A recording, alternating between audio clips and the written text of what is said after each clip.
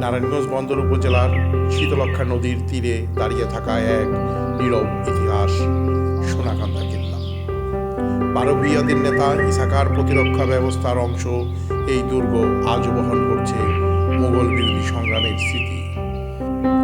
ইতিহাসের সেই গৌরবময় অধ্যায় নিয়েই আমাদের আজকের এই প্রতিবেদন।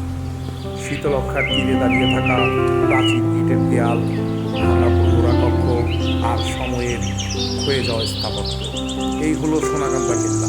16শো শতকে বাংলার স্বাধীনতা রক্ষায় বারো-ভূঁইয়ার নেতা ইসাকা এই দুর্গ নির্মাণ করেন বলে ইতিহাস লিখে ধারণা।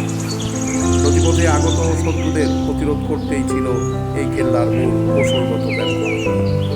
আমি এখন সোনাকান্দা কেল্লার ভিতরে ঢুকছি আপনাদেরকে দেখাতে সোনাকান্দা কেল্লার বর্তমান কী অবস্থা। একসময় এই দুর্গ থেকে শীতলক্ষ্যার নদীপথ নিয়ন্ত্রণ করা হতো। ইসাকার নেতৃত্বে মুঘল বাহিনীর বিরুদ্ধে প্রতিরোধ গড়ে তুলতে এই কেল্লা ছিল একটি গুরুত্বপূর্ণ সামরিক ঘাঁটি।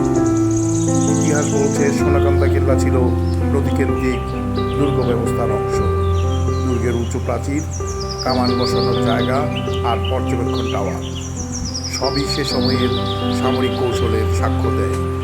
বর্তমানে প্রত্নতত্ত্ব অধিদপ্তরের তত্ত্বাবধানে থাকলেও যথাযথ সংরক্ষণের অভাবে স্থাপনাটি ক্ষতির মুখে পড়েছে বলে অভিযোগ দর্শনার্থীদের। এই কেল্লাটি আমাদের ইতিহাসের অংশ, কিন্তু দেখলে মনে হয় আরও যত্ন নেওয়া দরকার। ঠিকভাবে সংরক্ষণ হলে পর্যটনও বাড়বে। প্রতিদিন দেশের বিভিন্ন প্রান্ত থেকে ইতিহাসপ্রেমীরা ছুটে আসে এই কেল্লাতে। শিক্ষার্থী থেকে শুরু করে গবেষকদের কাছেও সোনাকান্দা কেল্লা একটি গুরুত্বপূর্ণ ঐতিহাসিক নিদর্শন। তবে অবকাঠামোগত উন্নয়ন ও তথ্যভিত্তিক উপস্থাপনার অভাব রয়ে গেছে এখন। ইতিহাস শুধু বইয়ের পাতায় নয়, এমন স্থাপনার মধ্যে জীবিত থাকে। সঠিক সংরক্ষণ আর পরিকল্পিত উদ্যোগ সোনাকান্দা কেল্লা হয়ে উঠতে পারে নারায়ণগঞ্জের অন্যতম ঐতিহ্যবাহী পর্যটন।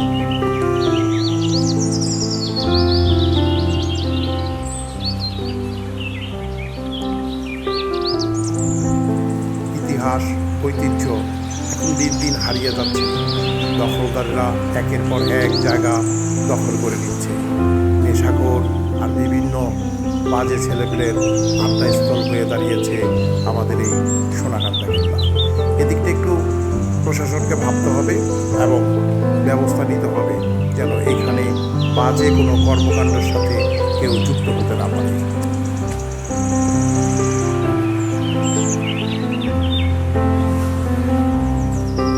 আমরাই রক্ষা করব আমাদের ঐতিহ্য, আর তাই সবাই ঐক্যবদ্ধভাবে আমাদের এই ঐতিহ্যগুলোকে বাঁচিয়ে রাখতে হবে।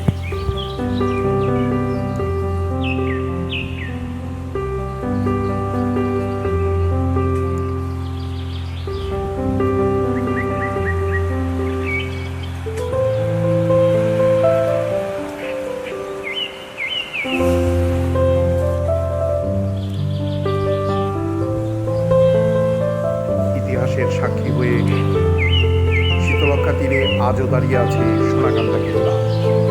নারায়ণগঞ্জ সোনাকান্দা কেল্লা থেকে হামিদ কাফি।